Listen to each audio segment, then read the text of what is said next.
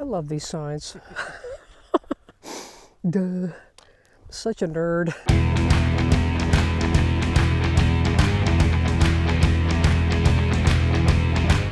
Welcome to the Arizona Outback. We are not far from the Spring Valley Trailhead for the Black Canyon National Recreation Trail. This spot is the beginning of the Drinking Snake segment of the trail. The trail is broken into many doable segments with multiple access points, easy to get to. So it's a great long distance trail to do in either a through hike without stopping or doing it as bits and pieces and day hikes like I've done. Here you notice we have a livestock gate. Whenever you're on public lands and you go through a livestock gate like this one, make sure to leave it as you found it and or close it behind you, okay? Because it helps keep the cattle off the road. There is free range out here, as you can see. They don't call it the Outback for nothing. We'll probably run into some cattle and or pronghorn and probably a lot of deer out here today. It's amazing to me that this is only 4 miles from Interstate 17. This is our first junction. Now the route is well signed, but you can see here that the little sign for the trail goes that way, while the main road goes that way. So you do need to pay attention a little bit. Also, here is where you get your first peeks at what's to come. There are some magnificent mountain and canyon views up ahead. This whole segment is 4.8 miles. We're going to do the most scenic portions of it today to give you a taste of what it's all about. But up there you can see the hills with Crown King, and behind those hills are Prescott Valley. So those are called the Bradshaw Mountains. But that's just a little teaser of what we're going to see as we continue on the trail. This trail has earned the designation of National Recreation Trail.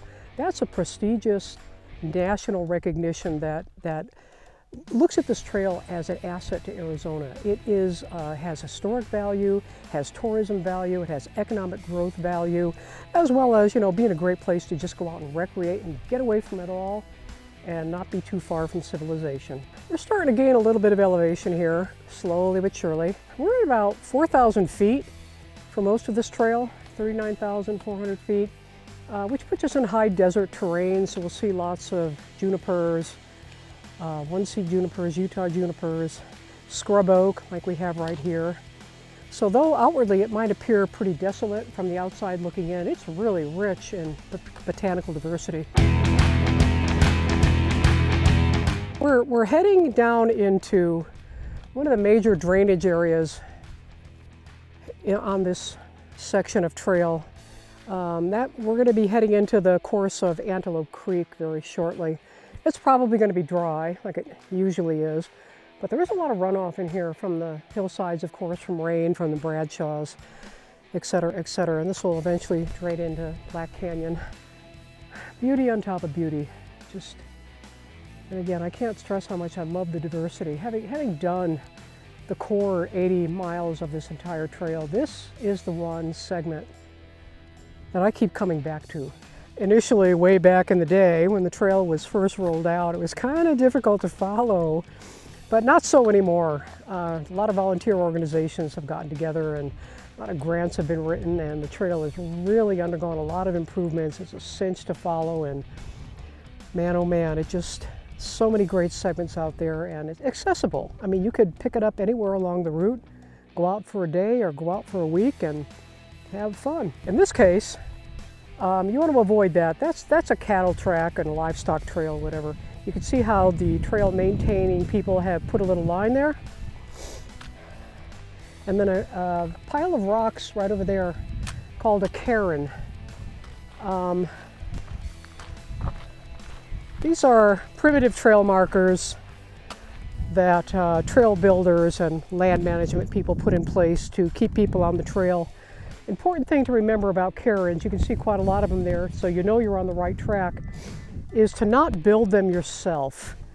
I know they just beg to be, embellished with artful towers and maybe build a few of your own, or, a tower to the trail gods, whatever. But don't do it because it can be confusing, make people get lost, and it really does sully the natural environment. They're there when they need to be there. We don't need any more. Here's where we cross Antelope Creek. And creek crossings, wash crossings are places that hikers tend to get confused because especially for novice hikers or those who don't know the ropes that well, it's really tempting when you come to a place like this to want to walk off into the wash area. So you can see that the Black Canyon Trail people have taken a lot of pains to make sure you go across, this happens to be Antelope Creek, instead of up or down it. And in a lot of places, Sedona is notorious for this, where they don't put signs before and after a wash crossing. So as a rule of thumb, go straight across it. We're heading down towards our destination. It's going to be a windmill with a beautiful stock tank there right at the edge of Black Canyon. There's also a little side canyon there where Dripping Springs is found. You can get really close to the edge if you're not acrophobic and kind of look over and kind of get a little bit quoozy there. But that's probably my favorite part of this trail. We've gone from basically low desert, mid-desert, scrub forest, and now we're on grasslands. I kind of feel like we're on an African savanna now. So you get the whole world tour here. Very interesting geology around here too. Just a lot of volcanic, a lot of metamorphic like we see here.